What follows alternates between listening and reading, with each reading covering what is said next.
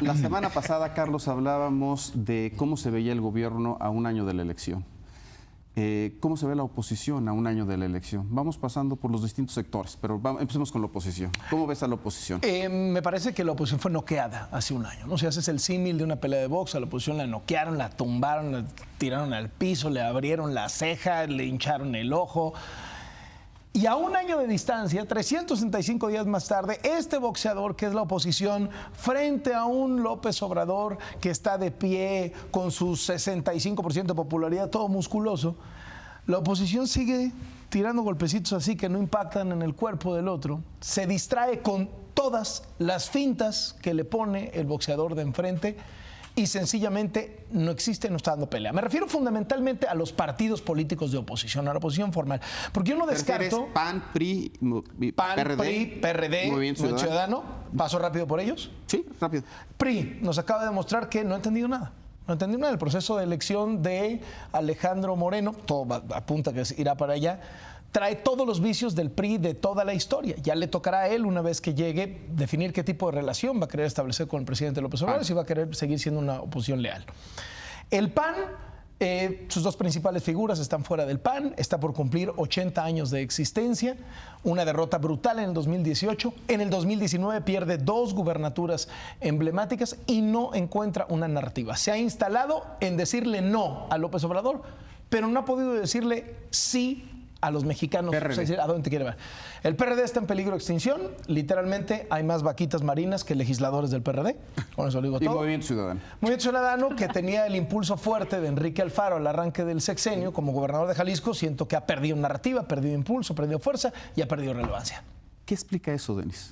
¿Por qué están las cosas así, si compartes ese punto de vista? Sí, comparto el punto de vista de que no hay liderazgo en la oposición y también comparto el punto de vista de que tampoco ha aparecido en este año, vamos a, como dice el presidente, contarlo desde el día de su triunfo y no desde el día que tomó posesión. La verdad es que no alcanzo a ver que empiecen a surgir figuras. Ya lo habíamos comentado, porque hay un partido que sí ha dado como muestras de tener algo más articulado, que es por momentos Movimiento Ciudadano, pero estoy hablando de que tienes que estarlo viendo con lupa, o sea, de verdad dedicarte a eso para decir, ay, mira, interesante este punto. Yo siento que en los partidos no hay un liderazgo en este momento que se oponga a Andrés Manuel López Obrador con credibilidad. Tampoco lo veo... creí que podía salir en la sociedad civil de otra forma, no creo que se esté tampoco aterrizando. Eso fue muy significativa la marcha este fin de semana, creo que es la segunda o tercera marcha que convocan en contra de Andrés Manuel López Obrador y pues muy simbólico, la verdad.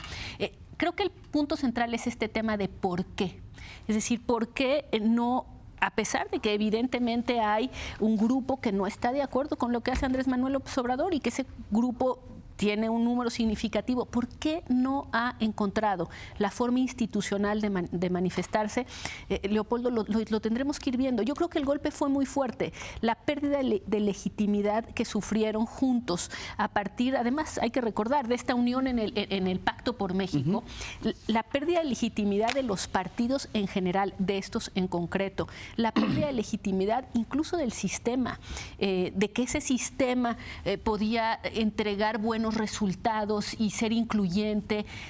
Creo que es un golpe fuerte de todo el sistema y no se ha recompuesto, es decir, no ha habido manera de acomodarse todavía para tener un liderazgo creíble y legítimo.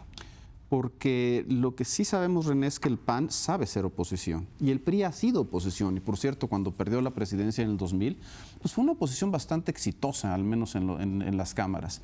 Parece distinta la situación ahora, ¿no? A ver, sí, yo creo que hay dos planos. El plano internacional, digo, cuando uno ve lo que está ocurriendo en otras democracias, donde cobran más fuerza los movimientos que los partidos, España, el Tea Party, es decir, hay una crisis, me parece, global de los partidos políticos, a la cual no escapa naturalmente México. Es decir, el propio Macron es producto de un movimiento, sí, no producto de un partido. Y en el plano nacional creo que se conjuntaron una serie de factores que potenciaron el liderazgo y el movimiento del propio Andrés Manuel López Obrador. Los dos partidos, principales partidos, como eran el PRI y el PAN, se desgastaron en el poder el PAN no sale de la crisis generada por 2 sexenios en el ejercicio del no poder, como decíamos hace 8 días. Y el PRI yo creo que fue objeto de una expropiación por parte del grupo hegemónico que, en combinación con la corrupción y la inseguridad, le dieron vuelo a la idea de pensar en el liderazgo de un movimiento que de pronto no perteneciera al régimen de partidos enteramente, y eso le dio su propia posibilidad a Andrés Manuel, más allá de los aciertos que haya tenido. Ahora, o no en frente a campaña. esa situación, pues tienes los partidos de oposición, ahí están. ¿Cuál sería la jugada inteligente para ellos? ¿Cómo te posicionas frente a un gobierno así? La primera es ver si se recuperan esos partidos, ¿eh? Porque yo sí creo que podemos ver en el próximo escenario nuevas expresiones de organización política. Es decir, lo que estamos viendo es gente que sale a las calles y que no quiere que se le vinculen con partidos o con la política tradicional, o estamos viendo cámaras o estamos viendo organismos que de algún modo están jugando un rol más allá de lo que les permite su propia plataforma. Entonces, la primera pregunta es si prevalecerán los partidos de hoy el día de mañana. 2, por lo que se ve en los partidos de hoy, creo que no se ha acabado de comprender qué fue lo que les sucedió. Raimundo, ¿tú cómo la ves? Yo lo veo en 2 tiempos. El primero es el diagnóstico de qué es lo que está sucediendo. Ahorita los vemos totalmente borrados. Yo creo que esta es una política deliberada. Ellos mismos dicen que lo que están haciendo es una contención del gobierno. Es decir, están conteniendo, y hay algunas cosas donde lo hemos visto. El tema de la revocación de mandato, ahora bien, va a venir un nuevo diferendo que va a llegar a la Suprema Corte de Justicia con la ley de austeridad, pero contención. No están tomando una iniciativa para ir a la ofensiva. Yo creo que esto tiene que ver con un asunto estratégico. Yo creo que también es bastante inteligente que en este momento el presidente López Obrador sigue estando muy fuerte. O sea, si ha perdido 20 puntos de aprobación presidencial, está en los videos de los 60, está como casi 20 arriba de lo que es el ideal para un gobernante. Sí. Es poderosísimo lo que tiene. Por lo tanto, creo que en este momento enfrentarlo sería un error. O sea, no hay forma de que ellos Pero puedan tener verías posibilidades. cómo se están acomodando para lanzar la ofensiva. Y la pregunta es si los ves que se están acomodando ahí ya voy a la segunda estratégicamente. parte. Por lo pronto, ahorita yo no diría, no existen porque están totalmente anulados o porque no entienden. Yo creo que sí entienden muy bien, están diagnosticando de que no pueden avanzar. Ahora, esta parte que creo que es lo fundamental es si yo les veo alas para volar con un nuevo diseño estratégico. Creo que definitivamente por lo que estamos viendo, no. Como están, no creo, porque ni siquiera hemos visto que estén reformulando parte de su discurso. Y aquí hago una comparación con los partidos políticos en Europa, donde todos los partidos políticos que están sufriendo la misma crisis que están viviendo aquí los partidos y en otras partes del mundo, están reestructurando programáticamente y están volteando a ver para tratar de recuperar o de restablecer, de restaurar el programa político que tenían a mediados de los 70. Sí, claro. Es decir, están regresando a una política más de bienestar, más de acercamiento con la gente, más paternalista, si tú quieres, por la parte de los partidos y los propios gobiernos, previo a la era Margaret Thatcher, Ronald Reagan. Entonces, yo sí veo a los partidos políticos en Europa regresando a aquel modelo para evitar seguir siendo arrollados por líderes carismáticos, antisistémicos, que están apelando muy bien a los electores. Y esa parte, definitivamente, yo no la estoy viendo aquí ni siquiera como un atisbo para que puedan dar el siguiente paso, reinventarse en un mundo que cambió completamente y del cual Andrés Manuel López Obrador no es ajeno al fenómeno que estamos viendo en los últimos 5 años. Sí, pareciera que en la oposición el referente que todavía prevalece es el del pasado inmediato. No me refiero de los últimos 2 años, sino de los últimos 20 años. Es decir, la crítica que hacen inclusive como que está plantada desde el neoliberalismo, cuando en Europa están cambiando los paradigmas, ¿no? Aquí, y mientras ese sea el referente, la gente ya rechazó eso. Ya lo rechazó Leopoldo y además lo rechazó arrolladoramente. Vamos, arrolladoramente. Y yo si quisiera, si me dejas pasar, preguntabas tú, ¿cómo ven la oposición? ¿Cómo está? Y yo pregunto, ¿cuál oposición? No hay oposición, Leopoldo. Si déjame empezar rápidamente por los partidos, como lo hizo Loret, que coincido. Por ejemplo, el PRI sigue sin aprender, Leopoldo. No va a aprender porque chango viejo no aprende maroma nueva. ¿Sí? Y están con su ADN de depender del presidente de la República. ¿De quién? Del presidente de la República en turno. Ahí vemos a los gobernadores. El PAN está descabezado y dividido.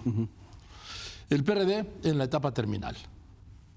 El Movimiento Ciudadano, como siempre, no sabes. El PES desapareció, aunque fue coaligado de gobierno, y el Verde sigue siendo la franquicia en declive de siempre. Veo nada más una oposición para reforma constitucional y en el Senado de la República y en caso de que toda la oposición haga bloque. Es un modo de contención también. La oposición no existe, ni institucionalmente como partidos, ni individualmente, porque no ha surgido ningún liderazgo, Leopoldo. Sí es cierto, llevamos un año de las elecciones y un año de este gobierno, ¿sí? Desde que empezó a gobernar el 2 de julio del año pasado en los hechos. En fin, lo que te quiero decir, Leopoldo, es que oposición no hay. Y eso es lo más grave, porque deja todo a los contrapesos, y los contrapesos cada vez están más disminuidos. Leo. Pues mira, yo haría el análisis de qué está pasando con la oposición política de dos maneras, uno por separado y otro en conjunto. Déjame empezar por separado rápidamente. El PAN es un desastre nacional, pero sigue teniendo una fuerte presencia local, ¿eh? ¿Sí? Les doy un dato. Si tomamos los resultados de la última elección del 2019, en los 6 estados, Baja California, Puebla, Quintana Roo, Tamaulipas, Durango y Aguascalientes, y vemos lo que sacó Morena solo Morena, no con el PES o con el Verde, solamente Morena. Y solamente el PAN, casi sacaron los mismos votos, Morena y el PAN. Sí, pero en los 6 estados. Pero que ganó y que perdió. No, por eso, pero de que hay una base de voto todavía importante, claro, sobre todo en ciertas regiones del país, y desde luego destaca el Bajío, que es panista, y que hay una fuerza local del PAN, yo no tengo la menor duda. Bebe Baja California. Bueno, tal vez lo que sí hay es un electorado, pero no un liderazgo visible, ¿no? Desde luego, por eso, o sea, es un desastre a nivel nacional, pero creo que la fuerza local, porque luego los partidos se reconstituyen desde lo local y luego hacia lo nacional. Entonces, pero Leo, eso no es como Hillary Clinton diciendo, gané la elección presidencial porque tuve más votos, pero perdí la Casa Blanca porque resulta que los votos no los tuve donde los tenía que tener. Desde luego el PAN está pasando por una crisis no desde la pasada elección, sino desde la de 2012. No se han logrado recuperar. Pero mi punto es que creo que hay algo. Hay un electorado. Hay algo. No. Bueno. Que desde luego contrasta con el PRI. El PRI por separado, ¿qué está ocurriendo? Uno, pues muchos priistas ya se han ido a Morena, porque se sienten cómodos ahí, porque los usos y costumbres de Morena se parecen mucho a los del PRI. Un poco lo que pasó en el Distrito Federal. Desde luego, cuando totalmente, en 97. Y lo poco que va a quedar en el PRI, pues se van a convertir en una especie de verde, es decir, de un partido paraestatal, ¿no? El partido que inventó los partidos paraestatales, pues se va a convertir en un paraestatal, una rémora que va a estar ahí orbitando alrededor del ganador. Movimiento Ciudadano, algo está pasando, yo también en Movimiento Ciudadano. Creo que es muy rápido decirlo, pero están tratando de hacer algo. Tienen un gobernador carismático que puede en algún momento surgir. Creo que están haciendo esta cosa muy cerebral que luego en la política no funciona, pero de tratar de generar ideas de políticas públicas, think tanks y esas cosas. Algo está pasando con Movimiento Ciudadano. Eso por separado. Y juntos yo sí diría, bueno, sí hay una oposición que hizo que la Guardia Nacional, por lo menos en la ley, fuera civil y no militar. Ya estamos viendo que en la práctica están más militares que civiles, pero en la ley quedó civil. Y luego le han parado la revocación del mandato. Entonces, esa es la contención. Por eso, hay algo, algo está pasando. Yo creo que no podemos decir que, desde luego están muy debilitados, muy fragmentados, no hay una gran oposición. Déjame ponerlo así, ¿es una plataforma desde la cual pueden resurgir?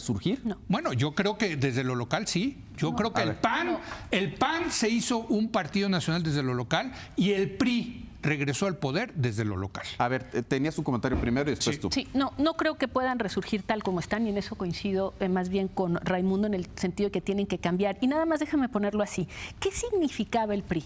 El PRI regresa porque quedó el aura de que quizá era eficaz. Quedó en la idea de que tenía muchos defectos, pero era eficaz. ¿Qué le pasa en esta segunda derrota? Que no le queda ya ni eso. Es corrupto, ineficaz.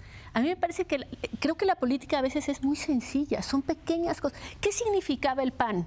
El PAN significaba que podía refundar la democracia mexicana. Yo creo que fueron 12 años que el PAN perdió, 12 años perdidos, porque no encontró ni la posibilidad de hacer una ceremonia, un ritual nuevo.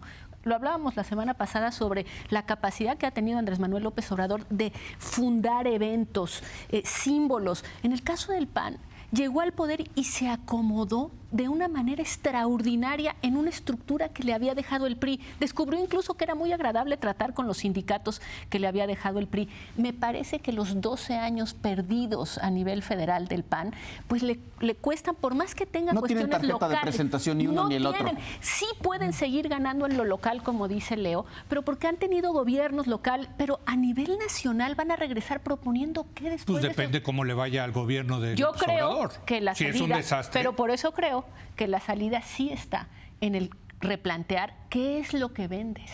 Ya sí, no, claro. Entonces, ahí sí es un replanteo. Entonces, tal y como está, no.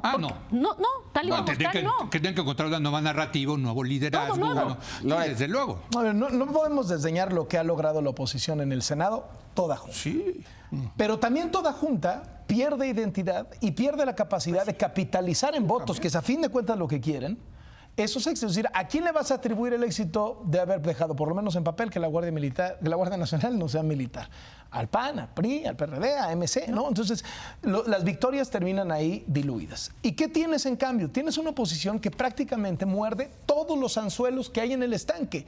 Todos los anzuelos que le pone el presidente López Obrador, la oposición, los muerde. Y entonces tienes una oposición que, en vez de estar hablando de cómo la economía está apuntándose hacia una recesión, tienes una oposición que se preocupa mucho porque el presidente dice que México se fundó hace 10,000 millones de años. Tienes una oposición que, en vez de estar hablando de las cifras de inseguridad, récord y violencia, las tienes distraída en la programación del Canal 11.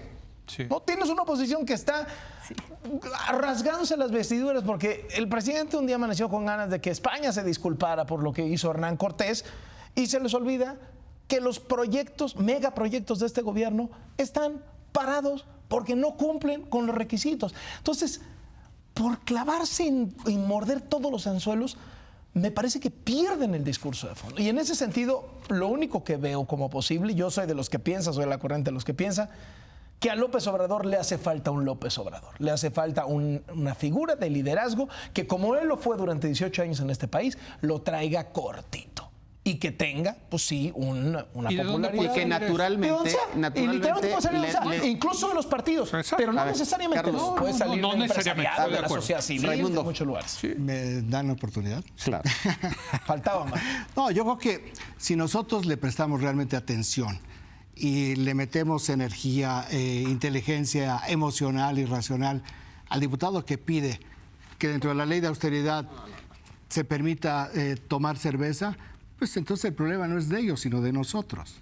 Yo creo que lo que tenemos que ver es otras cosas que sí están sucediendo, donde la oposición, y ya no me voy hacia el futuro, que es lo que yo mencionaba, que como los veo, no, pero lo que sí pueden hacer en el aspecto inmediato e incluso inmediato, cuando todavía este prestigio, legitimidad de Andrés Manuel López Obrador es lo suficientemente fuerte. Yo pensaría que esta parte de la contención, lo que han hecho sin tenerlo estructurado, es un principio de lo que se hizo en Uruguay para enfrentar a la dictadura uruguaya, que es aquel movimiento de los 80s de convergencia, donde fuerzas distintas llegaron a un acuerdo político para poder enfrentar de una manera coordinada a la dictadura militar. Esta no es una dictadura. Este es un gobierno constitucional, democrático, poderosísimo en la figura de Andrés Manuel López Obrador, que sí tiene una primera estación como prueba, que son las elecciones intermedias. Por lo tanto, en la parte inmediata... Perdón que te interrumpa, pero es que ayer preguntaba Carlos a los líderes de los partidos sobre estos, y claramente al menos del caso del PAN, dijo, eso no va a pasar.